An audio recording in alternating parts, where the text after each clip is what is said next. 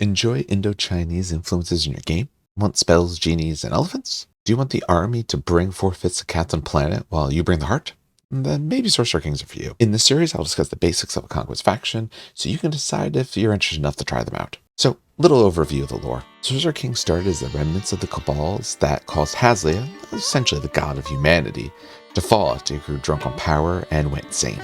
Escaping to their own made continent, they sought to gain strength from the four elements: fire, water, air, and earth. With their elders going to the elemental planes and binding their servants to the elements, the elemental courts were born. This means that their forces are aided by actual elemental beings. Those lacking the prowess of the courts became the enclaves, the mortal servants and families to those courts. Later, the tribes arrived, those who fled much later and were shunned by elemental courts and by the enclaves.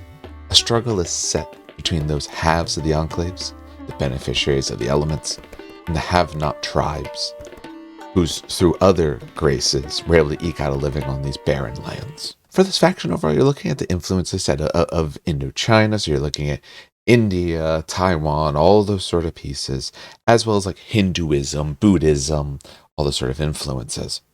Let's go through a brief overview of army rules, and again, we're trying to keep this in a very short format. The big push for this army and its rules are that you have these rituals, so you are a spell-casting army. You have mortal or mortal-like servants with the support of all these different elemental larger monstrosities, be it brutes in terms of game terms or actual monsters. And the big fact is that your casting leaders have rituals. So, every faction in the game breaks the rule somehow. Here's how they break the rule. Normally make your normal stack of cards, depending on the units, as well as leaders and all that you have. What this faction does is they add in essentially spell cards called rituals. So, right before a turn's about to begin, you pick from a ritual that you have access to, depending on what court your characters are from: air, water, fire, earth, and you pick one of those rituals, boom, put the card off to the side, and you've got that one started. And then whenever you cast an appropriate spell in the right school, when elemental beings, I said school, but that's fine. When elemental beings of that type go, and potentially a few other effects, when those happen, you put markers down. When you reach the right amount of markers, then in the following turn, that card will go into your deck and do some sort of effect for you.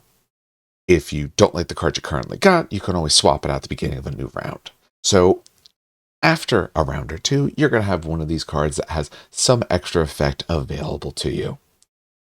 Also, to help you get going a little bit faster, you have an elemental discharge. Essentially, when you start a card, depending on what round you're in, up to a max of 5, you can put that many markers on it. Keep in mind, Conquest is a 10-round game, so that means if you're starting a card around 4, get 4 markers, but rounds 5 to 10, you just get 5 markers. Average number is about a 6 to a 7, so you're pretty much there. So, you are looking for your casters, your leaders, to be giving you these different ritual effects, to be casting spells for you, to buff all your different both mortal and elemental units. Let's talk a little bit about the playstyle then. As it sounds, this army is greatly focused on your characters. Your rituals don't work without your caster characters, and just for completeness sake, 3 out of 4 of the characters you can take are casters. One of them is not. Currently, that one's a bit lacking because there's some units that we don't have out yet. But essentially, you don't get rituals without this. You don't have the spells that buff your army without this. So you are a very character-focused army.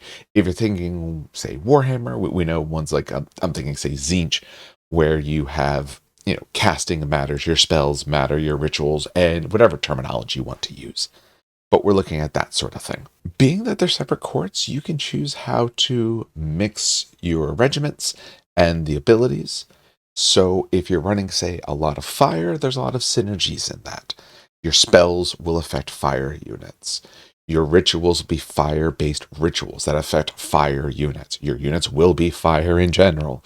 So you have a lot of that. Where if you start mixing it up, if you say bring 3 or even something of 4 different courts, well, depending on what type of character you have, maybe the spells don't work on these other ones because they are rather focused down to that element type. So the abilities I want here don't synergize well for there. especially when we talk about, say, water or earth, which are lacking some of their units at time of recording, that some of the things that they bring are very specific with how they work and how they interact, and they kind of want multiple units to get something good out of it. Often spells only really work for that particular court, so for the moment, Fire Loan is very viable because it has the most units. Pretty much, actually, at this moment, every fire unit is out. And fire works off of having just many attacks. They go for quantity, being a quality on its own. Air's reasonably viable alone. You have less attacks in general, but you have more armor penetration ability, so you can get through your opponent. So more of quality rather than that quantity. Water, which is mostly putting out or caring about water features and cavalry.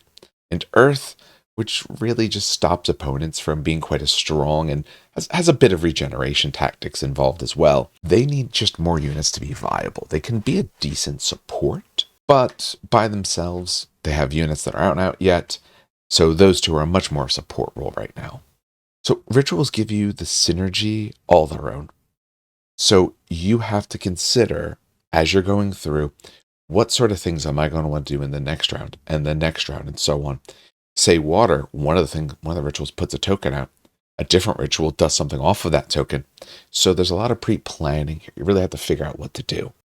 It gives us some overview of rituals. Also talking about spells. The spells really depend on which court. Fire has the ability to essentially put down this inflamed status, which can both help your units and potentially hurt your opponents.